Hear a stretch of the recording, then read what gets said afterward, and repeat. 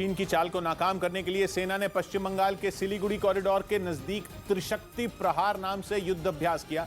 बताया गया कि इसका मकसद चीन को अपनी ताकत दिखाना था, जिसके लिए थल सेना और वायु सेना के साथ बीएसएफ, आईटीबीपी और एसएसबी के जवानों ने मिलकर मिलिट्री ड्रिल की, जिसमें सेना ने अपने सभी खतरनाक हथियारों को शामिल किया। राफाल, चिनूक हेलीकॉप्टर और T-90 टैंक से लेकर Pinaka multi barrel rocket launcher समेत नई पीढ़ी के कई हथियारों ने अपना दम दिखाया। 21 से 31 जनवरी के बीच 11 दिनों तक चली इस ड्रिल में हथियारों और जवानों की तैनाती किस तरह की जाएगी, उसकी तैयारियां की गई। चीन के किसी भी हमले का किस तरह जवाब दिया जाएगा, उसका भी अभ्यास किया गया। क्योंकि लंबे वक्त से चीन की बुरी नजर सिलीगुड़ी कॉरिडोर पर है। खबर है कि इस कॉरिडोर की निगरानी के लिए चीन डोकलाम पर भी कब्जा करने की फिराक में है और इसी वजह से भारत ने सिक्किम में डोकलाम तक जाने वाली सड़क तैयार कर ली है, ताकि चीन की इस चाल को नाकाम किया जा सके।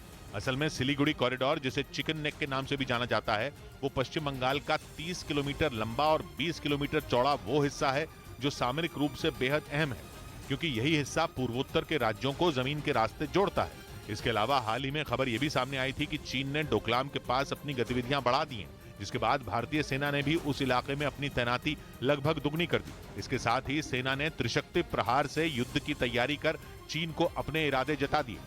इधर बिहार बोर्ड की 12वीं की परीक्षाओं में होने वाली नकल को रोकने के लिए परीक्षा केंद्रों के बाहर काफी सख्ती देखी गई। इस बार कड़ाके की ठंड के बावजूद छात्रों को जूते पहनकर परीक्षा देने की इजाजत नहीं है, वो चप्पल पहनकर परीक्षा दे सकते हैं। इसीलिए जो छात्र जूते पहनकर परीक्षा केंद्रों पर पहुंचे, उनके जूते उतरवा दिए गए, जिससे बहुत से छात्रों को नंगे पैर ही परीक्षा में शामिल होने को मजबूर होना पड़ा, जिसकी वजह से काफी छात्र नाराज दिखे। जबकि नवादा जिले के एक परीक्षा केंद्र पर कई छात्रों ने हंगामा कर दिया। उन्होंने स्कूल पर जानबूझकर उन्हें परीक्षा देने से रोकने का आरोप लगाया। वहीं पुलिस ने जानकारी दी कि जो छात्र समय से नहीं पहुंचे, उनको ही अंदर जाने से रोका गया। हालांकि इस मामले में प्रशासन ने जांच का भरोसा दिया। इस बीच खबर है कि पेरिस पहुंचे यूक्रेन के रक्षा मंत्री फ्रांस से फाइटर जेट मांग सकते हैं। 3 दिन पहले ही फ्रांस के राष्ट्रपति इमैनुअल मैक्रोन ने यूक्रेन के रक्षा मंत्री के इस दौरे का ऐलान किया था, जिसके बाद जब वो राजधानी पेरिस पहुंचे तो फ्रांस के रक्षा मंत्री ने गले मिलकर यूक्रेन के रक्षा मंत्री का स्वागत किया, जिसके बाद दोनों की यूक्रेन में छिड़ी जंग के मुद्दे पर काफी देर तक बातचीत हुई। खबर है कि यूक्रेन के रक्षा मंत्री फ्रांस से उनके देश को फाइटर जेट देने की मांग कर सकते हैं, ताकि यूक्रेन की सेना जमीन के साथ आसमान में भी रूस की फौज को उसी के अंदाज में जवाब दे सके। अमेरिका, जर्मनी और यूके ने पहले ही यूक्रेन को अपने सबसे दमदार टैंक देने का ऐलान कर दिया है। अब यूक्रेन खुद को रूस के खिलाफ आकाश में भी मजबूत करने में जुटा है और यही वजह है कि यूक्रेन लगातार पश्चिमी देशों से उसे लड़ाकू विमान देने की मांग कर रहा है।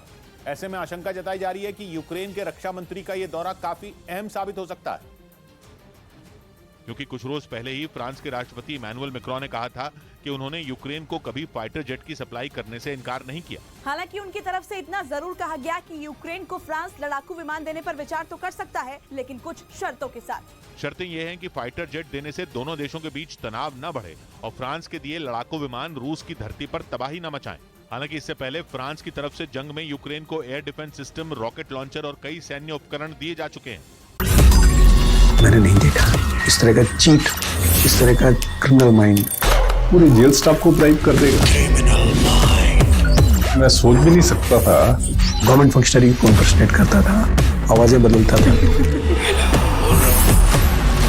टारगेट भी बहुत पावरफुल, धनवान लोगों को करता है। ये एक ही चीज से रुक सकता है, अगर आप इसकी जीभ काटें।